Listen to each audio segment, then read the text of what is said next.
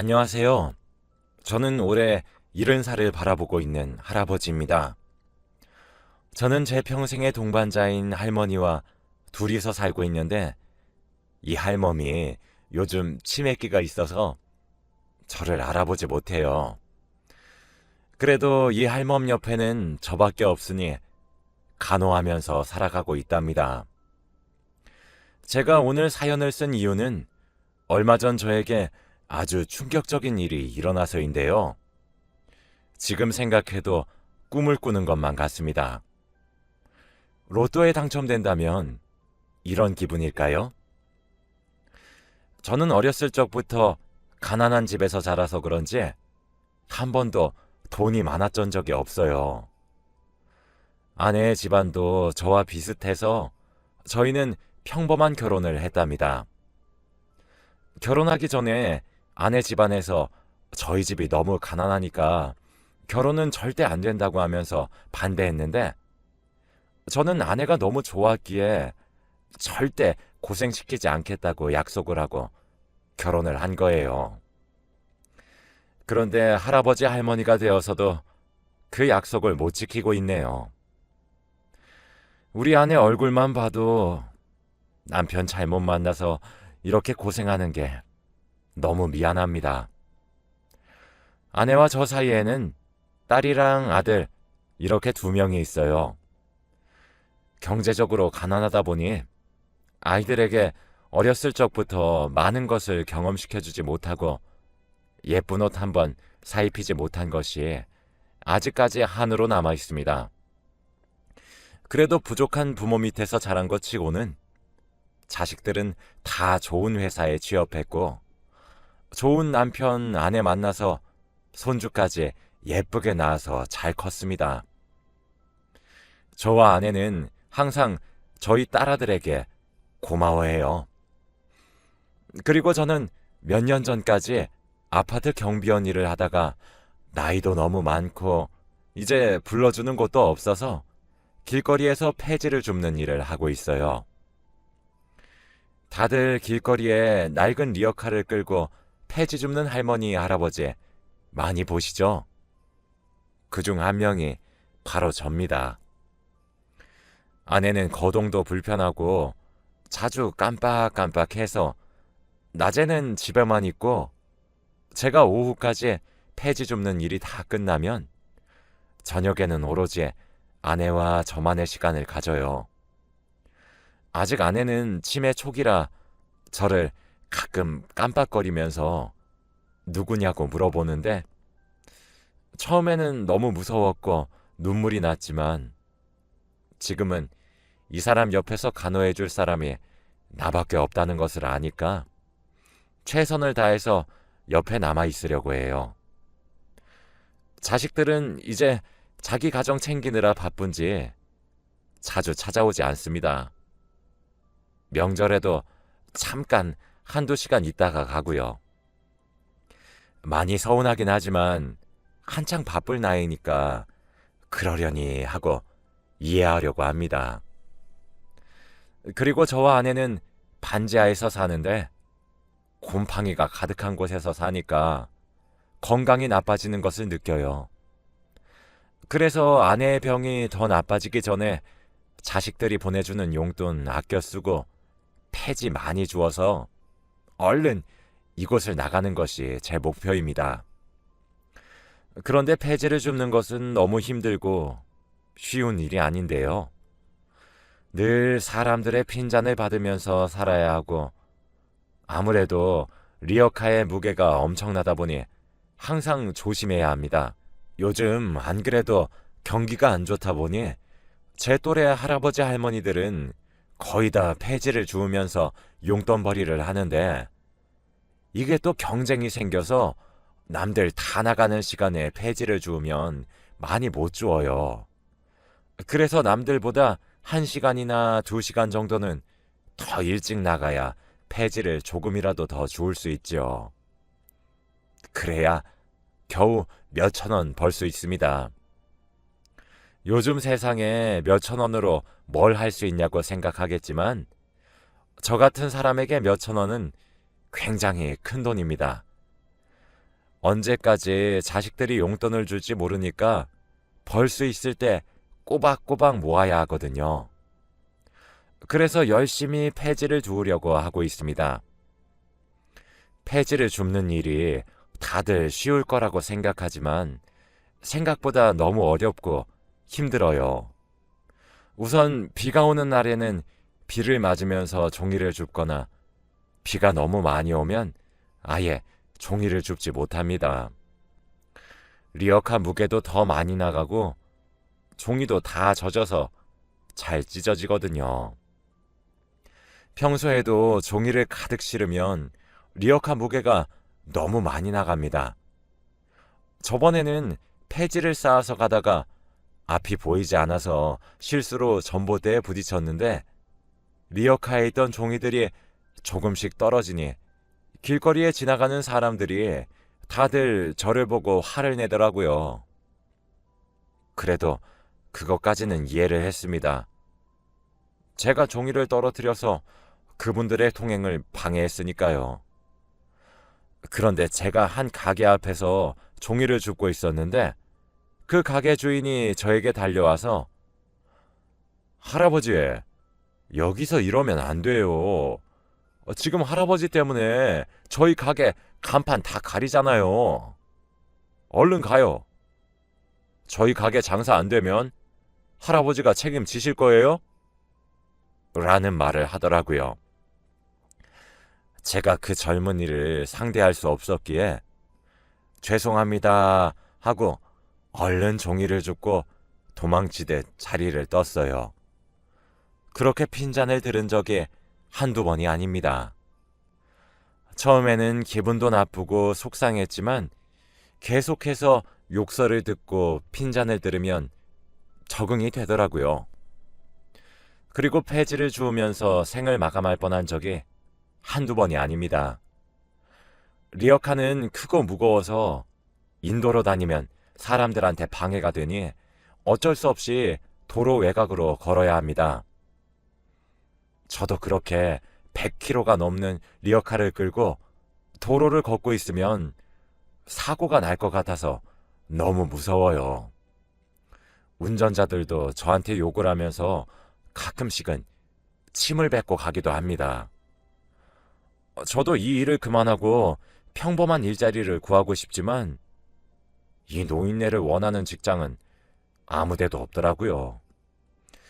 그리고 아픈 아내가 집에서 기다리고 있는데 제가 혼자서 생을 마감해버리면 저희 아내는 혼자서 어떻게 삽니까? 제가 죽으면 자식들이 저희 아내를 간병해야 하는데 자식들 고생시키는 것도 싫습니다. 그래도 힘들게 폐지를 줍고 집으로 돌아가면 아내가 기다리고 있으니까 그걸로도 행복합니다. 저는 폐지를 줍다가 배가 고파서 집에서 싸온 주먹밥과 물을 마시고 있었어요. 한 낡은 건물 1층 계단에 앉아서 먹고 있었는데 옆에 한 남자가 자고 있더라고요. 아마도 노숙자인 것 같았습니다. 자고 있는 것 같아서 조용히 먹고 가려고 했는데 갑자기 꼬르륵 소리가 나는 거 있죠? 제 배는 아니었고 분명 그 노숙자의 배였습니다. 배고파하는 것 같아서 남은 주먹밥이라도 주자 싶어 그 사람에게 주먹밥을 건넸죠. 그 사람은 배가 고파 잠을 못 자고 있었는지 바로 일어나서 감사합니다 하고는 밥을 흡입하더라고요. 그 사람의 얼굴은 너무 젊어 보였고 잘생겼었습니다. 젊고 잘생긴 청년이 왜 길거리에서 이렇게 자고 있는지 궁금했지만 그래도 물어보지 않는 게 예의라고 생각해서 조심히 자리를 뜨려고 했죠. 그런데 그 청년은 할아버지, 어디 가세요? 라고 물어보더라고요. 나 일하러 가야지 하며 리어카 앞에 섰더니 청년이 같이 가요 하고는 옆에 섰습니다. 여기서 이러지 말고 집에 가거라 젊은 청년이 저 집 없어요. 노숙자 청년은 옷도 거지꼴이었고 머리도 수북하게 자라 있었고 몸도 너무 말랐더라고요. 아마 노숙자 생활을 오래 한 청년 같았고 집을 나왔는지 가방을 메고 있었습니다. 할아버지, 제가 할게요. 청년은 제 리어카를 대신 밀어주겠다며 손잡이를 잡았고 저는 말릴 틈도 없이 리어카를 잡고 움직이더라고요. 동네 곳곳을 청년과 함께 돌면서 폐지를 주었고 확실히 젊은 사람이 리어카를 끄니까 더 빨리 돌게 되고 다른 동네까지 돌았습니다. 저희는 그동안 아주 많은 이야기를 나누었어요. 그 청년은 집이 너무 싫어서 집을 나왔고 노숙 생활이 재밌어서 하고 있다고 하더라고요. 저는 그 청년이 너무 철이 없어 보였고 집에서 걱정할 부모님이 생각났습니다. 저는 그날 고물상에 가서 폐지를 주고 그날 받은 돈을 전부 그 청년에게 주면서 자네, 이거 들고 집으로 가. 부모님께 죄송하다고 사과드리고 집으로 가서 따뜻한 곳에서 잠 좀 자렴. 오늘 밤 춥다더라. 라고 한 뒤 집으로 갔습니다. 그날은 한겨울이라 너무 추운 날씨였고 분명 이 날씨에서 밖에서 잔다면 입 돌아갈 것이 분명했기에 집으로 돌아가라고 했지요. 그날 집으로 돌아가서 오늘 있었던 이야기를 아내에게 총 5번을 했습니다. 아내는 치매니까 5번 다 똑같은 말투로 조심스럽게 말을 하면 신기하게도 아내는 다 처음 들은 것처럼 반응을 해주었죠. 그런데 갑자기 아내가 당신 누구야? 라고 하는 겁니다. 원래라면 제가 누군지 물어보고 제가 남편이라고 하면 바로 알아듣는데 그날따라 아내가 못 알아들었어요. 나 남편 없어. 집으로 보내줘요. 네? 라고 하며 울더니 저에게 싹싹 빌더라고요. 아마 아내는 자기가 모르는 남자한테 납치된 거라고 생각하나 봐요. 저는 그 모습을 보니까 아내의 병이 점점 더 악화되고 있다는 걸 느꼈고 이제 저를 조금씩 잊어간다는 생각에 눈물이 나는 거 있죠. 저는 그런 아내를 안아주면서 할멈, 왜 계속 나를 잊어가는 것이요? 난 평생 우리 할멈과 살고 싶은데 왜 내 속을 이렇게 썩이는 것이요? 라고 하며 저도 울어버렸습니다. 아내는 울다 지쳤는지 바로 잠에 들었고 잘 때는 또 얼마나 천사 같은지 몰라요. 고온히 자고 있는 아내의 얼굴을 보는데 갑자기 기침을 하기 시작했습니다. 겨울이라서 감기가 걸린 건가 싶었는데 기침은 멈추지 않았고 갑자기 입안에서 피맛이 나더라고요. 입을 가리고 기침을 했는데 손에 피가 묻어 나왔습니다. 이제 저도 갈 날이 얼마 남지 않았나 봅니다. 이렇게 예쁘게 자고 있는 아내를 두고 어찌 가나요? 자식들에게 알리면 걱정만 할 것 같아서 아무에게도 말을 하지 못했어요. 그렇게 다음날 폐지를 줍는데 또 그 청년이 보이더라고요. 청년과 저는 눈이 마주쳤고 그날도 같이 한 바퀴를 돌면서 이야기를 나누었어요. 저는 점심으로 싸온 밥과 요구르트를 주면서 많은 이야기를 했습니다. 자네 혹시 집에 들어가지 않는 이유가 부모 때문인가? 네, 맞아요.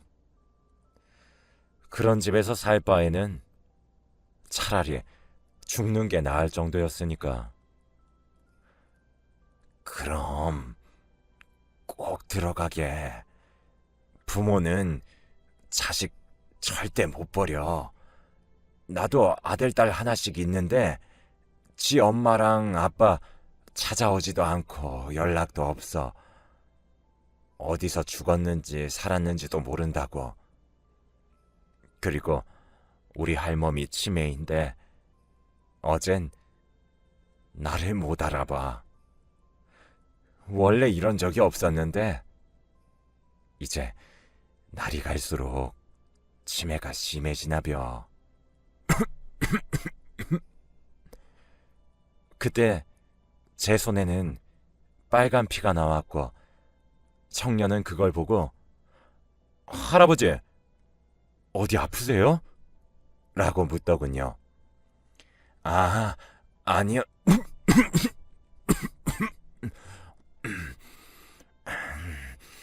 나도 이제 나이가 있고 곰팡이 핀 곳에서 사니까 건강이 너무 안 좋아지더라고. 그러니까 자네도 부모 떠나 있지 말고 꼭 다시 찾아가. 나처럼 이렇게 아플지 어떻게 알아? 할아버지, 지금이라도 당장 자식들한테 말하세요. 이렇게 아프신데 당장 치료 받으시라고요. 이 할비가 다 늙어서 치료받는다고 무슨 소용이 있다고. 그냥 나는 우리 할멈보다 늦게 죽는 거, 그거 딱 하나 바란다. 우리 할멈, 나 없이 아무것도 못하는 아기여, 아기. 할아버지, 그래도 이건 내가 불쌍하면 자네도 집으로 돌아가서 부모님한테 죄송하다고 사과드리게. 청년의 눈에는 눈물이 맺힌 게 보였고 저는 못 본 척하고 다시 폐지를 주우러 갔습니다. 확실히 그 청년이랑 다니니까 늘 저한테 못된 말을 하고 침뱉던 사람들이 다들 찍소리도 못하는 거 있죠. 다들 화를 내면 청년이 나서서 대신 화내주니까 고마웠습니다. 그리고 리어카도 항상 끌어주면서 저를 도와주니까 편했죠. 돈을 받으면 항상 저는 그 돈을 청년에게 쥐어주고는 오늘 날이 많이 춥디야. 근처 사우나 가서 자. 길거리에서 자면 입 돌아가. 라고 하는데 그때마다 청년은 돈을 다시 저에게 돌려주며 할아버지, 제 걱정하지 마시고 이 돈 들고 얼른 할머니께 가세요. 갈 날도 얼마 안 남으신 분이 할머니랑 1분이라도 더 추억 쌓아야죠. 저는 젊어서 어디서든지 다 잘 수 있어요. 라고 하더군요. 제가 돈을 안 받으면 끝까지 고집을 피우는 사람이었기에 어쩔 수 없이 받고는 했습니다. 그렇게 몇 주 동안 청년이랑 같이 다녔는데 가끔씩 청년이 늘 있던 자리에 없을 때가 있었어요. 저는 혹시나 무슨 일이라도 생긴 건가 싶어서 안 오는 날에는 걱정을 하긴 했지만 무소식이 희소식이라고 다시 집으로 돌아갔나 보다 생각하려고 했죠. 그런데 청년은 적어도 이틀 안에는 꼭 모습을 보였습니다. 어디서 뭘 했는지 묻지 않았고 청년도 저에게 어디 갔다 왔는지 말해주지 않았죠. 저희는 그렇게 가까운 것 같으면서 먼 사이가 되었습니다. 지금 생각해보면 그때 서로 이름도 나이도 몰랐어요. 늘 저는 청년 거리면서 말을 했고 청년도 할아버지 거렸거든요. 그리고 어느 날이었습니다. 그날도 똑같이 청년과 폐지를 줍고 있었는데 갑자기 화장실이 가고 싶다고 하더라고요. 저는 그럼 여기서 기다리겠다고 말을 한 뒤 청년이 들고 있던 가방을 들어주고 있었어요. 그런데 한 30분이 지나도 오지 않는 겁니다. 저는 이러다가 폐지가 다 다른 사람에게 뺏길 것 같아서 청년의 가방을 메고 폐지를 주우러 다녔죠. 어차피 청년도 저와 같이 매일 다니니까 길을 다 알고 찾아올 줄 알았는데 청년은 해가 질 때까지 나타나지 않았고 저는 그 무거운 가방을 메고 집으로 돌아와야 했습니다. 처음에는 뭐 바쁜 일이 있나 보다 하고 가방을 내일 줘야겠다 싶어 아침마다 그 가방을 메고 다녔어요. 그런데 이틀 안에는 무조건 나타나던 청년이 이번에는 일주일 동안 나타나지 않더라고요. 가방에는 뭐가 들었는지 너무 무거웠는데 나타나지 않으니까 고민이 되었습니다. 그리고 그날도 혼자서 폐지를 줍고 가방을 집에 두었죠. 아내에게 저녁밥을 차려주고 화장실을 갔다가 나왔는데 아내가 청년의 가방을 열었더라고요. 저는 안 된다고 하면서 말렸지만 이미 가방 안에 있는 내용물을 봐버렸습니다. 가방 안에는 엄청나게 많은 현금 다발과 금괴가 가득했어요. 그리고 거기에는 편지가 있더라고요. 할아버지, 이 돈으로 할머니 치매 치료하시고 할아버지도 그 기침 치료 좀 하세요. 이 돈 훔친 거 아니고 제 거니까 안심하고 쓰셔도 됩니다. 이제 저 할아버지 폐지 줍는 거 못 도우니까 폐지 줍는 일 그만하시고 이 돈으로 평생 사세요. 자식들한테는 절대 말하지 말고 꼭 할머니 할아버지한테만 쓰세요. 그 편지를 읽고 도대체 이게 무슨 상황인가 싶었고 갑자기 마른 하늘에 날벼락을 맞은 기분이었습니다. 아내는 돈이 뭔지도 모르니까 금괴와 현금을 장난감 취급을 했고 저는 우선 아내를 말리고 가방을 보관했어요. 이렇게 큰 돈을 생애 태어나서 처음 만져보았고 공짜 돈은 절대 없을 거라는 의심을 하면서 꼭 그 청년에게 돈을 돌려주겠다고 생각을 했거든요. 그리고 아내가 건들지 못하는 곳에 가방을 숨겼어요. 그리고 저는 평소처럼 폐지를 줍는 일을 했는데 어느 날 신문을 주었는데 신문 속에 낯익은 얼굴이 보이더라고요. 자세히 보니 그 청년과 닮았었습니다. 그런데 기사 인터뷰 내용이 왠지 낯이 익은 겁니다. 제가 사실 집을 가출한 적이 있었는데 그때 한 할아버지를 만났어요. 그 할아버지의 성함도 나이도 아무것도 모르지만 집을 나가 있는 동안 아주 많은 것을 배웠어요. 그래서 너무 감사한 마음에 조그만 선물을 드리고 왔습니다. 지금 이 기사를 읽으실지 모르겠지만 정말 감사합니다. 할아버지, 보고 싶습니다. 할아버지가 집으로 돌아가시라고 해서 돌아왔어요. 나중에 다시 만나면 폐지 많이 구해다 드릴게요. 라고 쓰여져 있었죠. 그리고 모기업 회장 아들이라는 말이 있었습니다. 알고 보니 그 청년은 우리나라에서 유명한 기업 회장의 재벌 2세였던 거예요. 어떻게 그런 사람을 못 알아볼 수 있는지 참. 제가 지금까지 그런 사람에게 리어카를 끌게 하고 몇천 원을 주면서 따뜻한 곳에서 자라고 했던 거죠.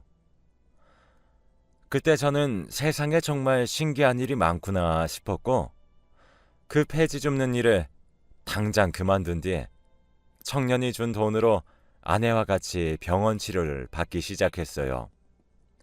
아내도 약을 먹으면서 치료를 받고 예전보다 많이 나아졌고, 저도 치료를 통해서 건강해졌습니다. 그리고 곰팡이로 가득했던 반지하에서 이사를 가서 작은 원룸에서 아내와 둘이 살아요. 저에게 그렇게 돈다발을 선물해준 사람의 말을 듣고 자식들에게는 비밀로 했습니다. 폐지 줍는 일을 그만두고 하루가 너무 심심해서 아내와 같이 동네 산책 겸 쓰레기 줍는 봉사활동을 하고 있어요. 아내와 같이 걸으니까 기분이 좋습니다. 가끔 기사로 청년이 어떻게 살고 있는지 보고 있어요. 얼마 전에는 좋은 여자 만나서 결혼을 했다더라고요. 꼭 나중에 한 번 더 만날 수 있었으면 좋겠습니다. 여러분들도 스쳐가는 인연이라고 함부로 대하지 마셨으면 좋겠어요. 정말 세상 일 어떻게 될지 아무도 모릅니다. 제 이야기는 여기까지예요. 들어주셔서